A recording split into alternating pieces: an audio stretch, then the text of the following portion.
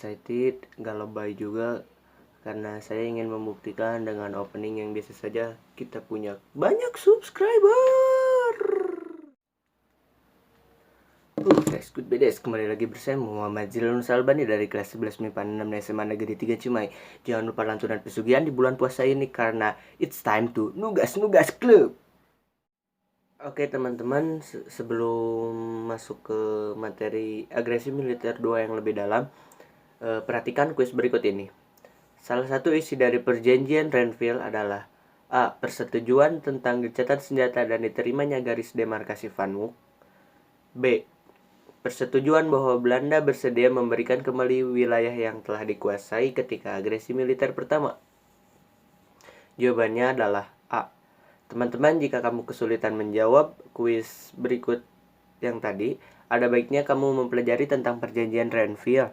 Namun jika kamu sudah mengerti pertanyaan yang tadi, yuk kita lanjut materinya. Usaha PBB dalam menyelesaikan konflik antara Indonesia dan Belanda tidak berhasil, membuat Belanda tidak puas dan tetap bersikeras untuk menguasai NKRI seutuhnya. Belanda menolak adanya pembagian kekuasaan dan mengkhianati perjanjian Renville. Kalian tentu masih ingat kan ketika Belanda mengkhianati perjanjian Linggarjati? Nah, dengan melancarkan agresi militer pertama, pasca perundingan Renville, harusnya konflik antara Indonesia dan Belanda semakin berkurang ya teman-teman. Tapi faktanya, konflik antara Indonesia dan Belanda semakin memanas karena Belanda mencoba kembali melanggar perjanjian Renville. Lalu bagaimana respon orang Indonesia ya terhadap Belanda yang terlihat gelagat-gelagatnya akan melanggar perundingan yang telah disepakati? Setelah mendapat serangan mendadak pada agresi militer yang pertama, Indonesia mulai waspada akan kemungkinan Belanda yang akan melanggar perjanjian Renville. Salah satu isi perjanjian Renville yang sangat merugikan Indonesia yakni peta garis demarkasi Van Mook. Dengan adanya garis tersebut, wilayah Indonesia semakin berkurang. Bahkan secara ekonomi dan militer menjadi terblokade. Oleh karena itu, Indonesia mulai bersiap dengan membentuk markas besar Komando Jaya yang dipimpin oleh Abdul Haris Nasution. Nah, di sisi lain Belanda juga memanfaatkan perjanjian Renville untuk memusnahkan pemerintah Indonesia. Usaha Belanda dimulai dengan mendirikan negara-negara federal seperti negara Indonesia Timur dan negara Pasundan.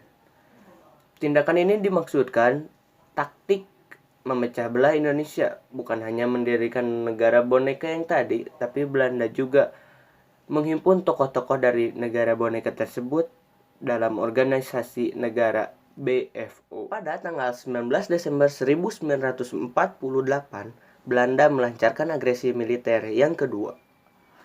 Tujuan utamanya adalah melumpuhkan pemerintahan Indonesia yang berada di Yogyakarta. Pada saat itu Yogyakarta adalah ibu kota Indonesia. Belanda saat itu menggunakan taktik kilat dengan melancarkan serangan ke titik-titik di negara Indonesia. Kota Yogyakarta dengan cepat dilumpuhkan. Beberapa tokoh-tokoh Indonesia diasingkan ke luar Jawa. Jatuhnya ibu kota Yogyakarta membuat dibentuknya pemerintahan darurat Republik Indonesia di Sumatera yang dipimpin oleh Syafruddin Prawiranegara. Serangan Belanda membuat Yogyakarta tidak kondusif dan Belanda melakukan propaganda. Belanda melakukan propaganda kepada dunia internasional bahwa tentara Indonesia sudah tidak ada. Melihat kejadian tersebut, Jenderal Sudirman langsung keluar dari Yogyakarta dan beliau sebagai pimpinan TNI langsung melancarkan serangan gerilya untuk membuktikan bahwa TNI itu masih ada. Dengan adanya agresi militer 2, Dewan Keamanan PBB merespon dengan cepat konflik antara Indonesia dan Belanda dengan menggelar sidang pada tanggal 24 Januari 1949 dan akhirnya pada tanggal 28 Januari 1949 PBB mengeluarkan resolusi 67 DKPBB. 67 DKPBB berisikan tentang upaya perdamaian dan Komisi KTN berubah menjadi Komisi Perserikatan Bangsa-Bangsa untuk Indonesia. Oke teman-teman, berikut tadi sedikit materi yang bisa saya sampaikan. Mohon maaf bila banyak kesalahan dan kekurangan karena saya bukan guru sejarah. Dan tidak bosan-bosannya saya mengingatkan, tetap di rumah saja, tetap stay at home. Jangan lupa cuci tangan, pakai masker kalau mau keluar. Semoga sesudah lebaran ini kita bisa kembali ke sekolah, kita bisa beraktivitas normal. Oke, semoga kita bertemu lagi. Jangan lupa skut selalu. Akhirat selama-lamanya.